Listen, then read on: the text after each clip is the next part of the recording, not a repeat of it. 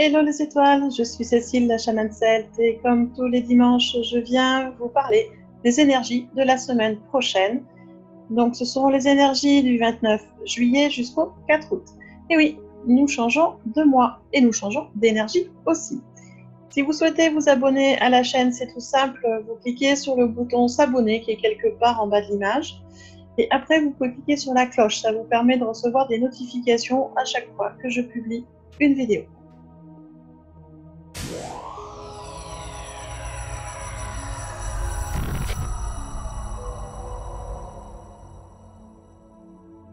Je vous le disais, les énergies de la semaine prochaine vont bouger assez quand même.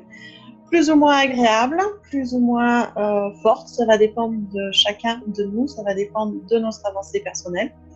Mais ça va bouger, on change de mois, on change d'énergie.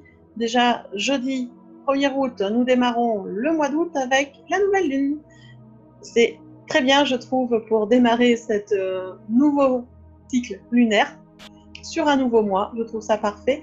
Et dimanche prochain, donc le 4 août, nous serons sur un portail énergétique que je vous expliquerai dans une prochaine vidéo. Pour le décryptage, j'utilise mes capacités de canalisation, j'utilise les runes, puisqu'elles servent aussi à ça et à bien d'autres choses. Et j'utilise également des cartes de tarot. Et donc, je suis avec le tarot de sagesse animale, qui est magnifique, plein de cartes avec des animaux totems anciens, récents, tout continent.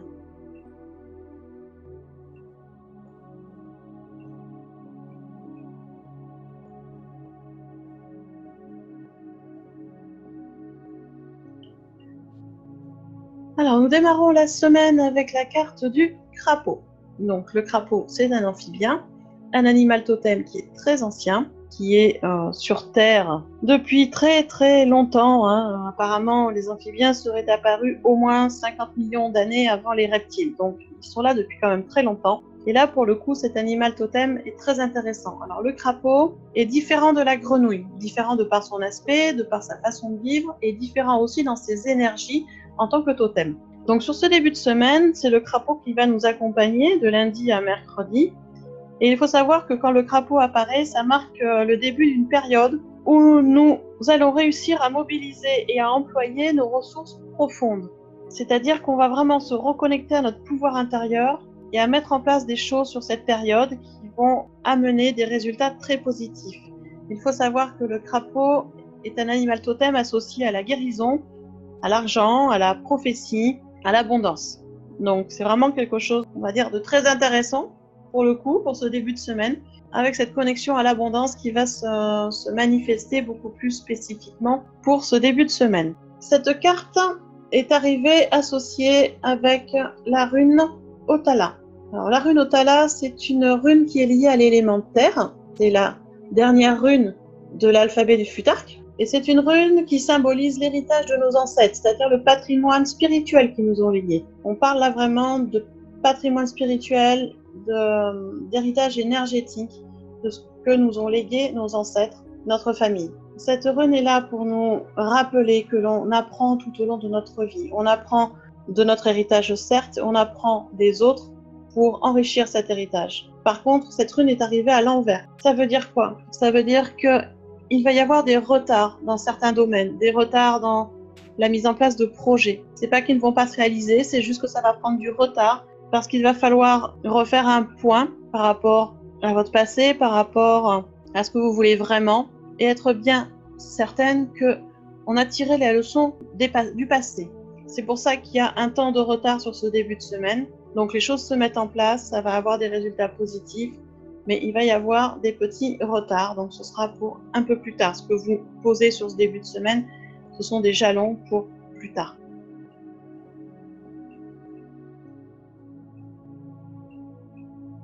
Pour jeudi, c'est la carte du crocodile qui est arrivée. Donc avec le crocodile, nous sommes sur un grand reptile qui vit encore sur notre terre et avec également un animal totem ancien. L'apparition du crocodile évoque la force primitive, la création et la présence aussi de forces maternelles qui nous entourent. En général, le crocodile, quand il apparaît, amène un équilibre dans quasiment tous les domaines de vie. Alors cet équilibre se manifeste des fois de façon très imprévisible. On ne s'y attend pas du tout.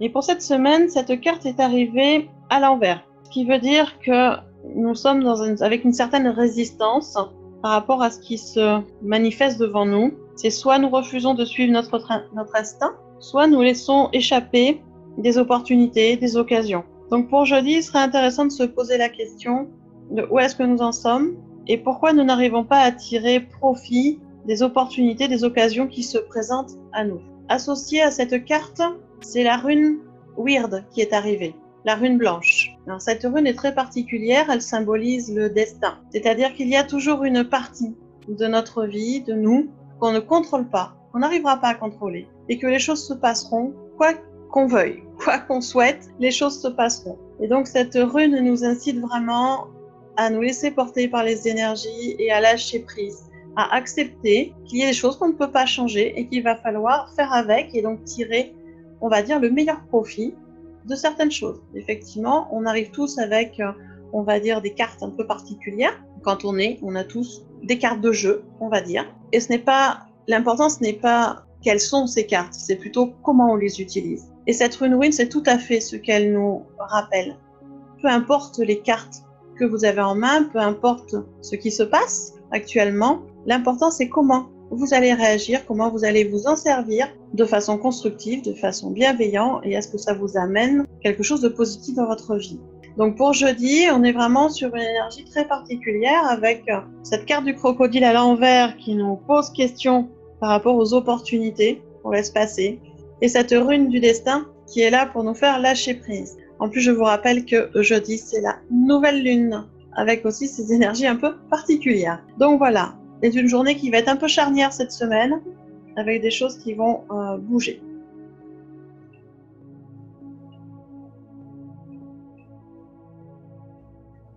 Et pour la fin de la semaine, c'est la carte du Gecko qui est arrivée.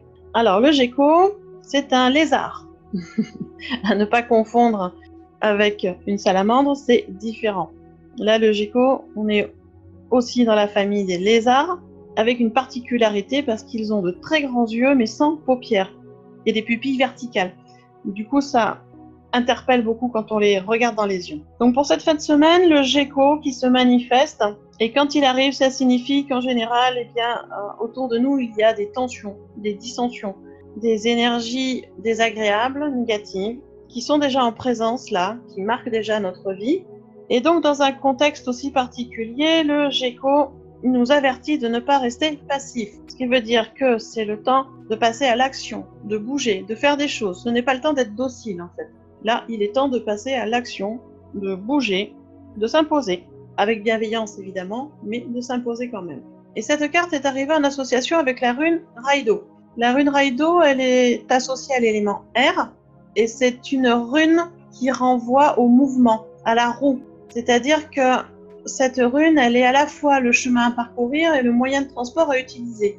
En fait, c'est une rune qu'on utilise beaucoup dans les cérémonies et qui amène vraiment une éthique et des valeurs très particulières. Avec cette rune, on dit souvent que pour avoir la tête dans les étoiles, il faut garder les pieds sur terre. C'est-à-dire qu'il faut créer les fondations sur nos valeurs propres, nos valeurs hautes, celles qui sont importantes pour nous, celles qui nous font vibrer, et qu'une fois que nos fondations sont créées, eh bien, on continue notre route. Donc, cette association entre la rune Raido et la carte du Gecko nous enseigne vraiment sur la fin de la semaine, c'est vraiment à passer à l'action, à s'affirmer, à affirmer vraiment nos valeurs hautes, nos opinions, ce qui nous tient à cœur, et à avancer, à passer à l'action et à faire ce qu'on a à faire. Voilà, c'est pas le moment d'être dans la passivité et d'attendre que les choses se passent. Là, ça va être vraiment le moment sur la fin de la semaine de se mettre en action.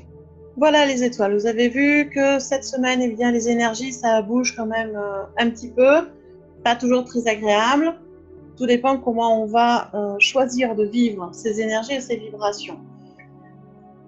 Je le dis souvent et je le répète souvent, en général, l'énergie est neutre, c'est la façon dont nous recevons, dont nous interprétons les choses qui va la rendre positive ou négative.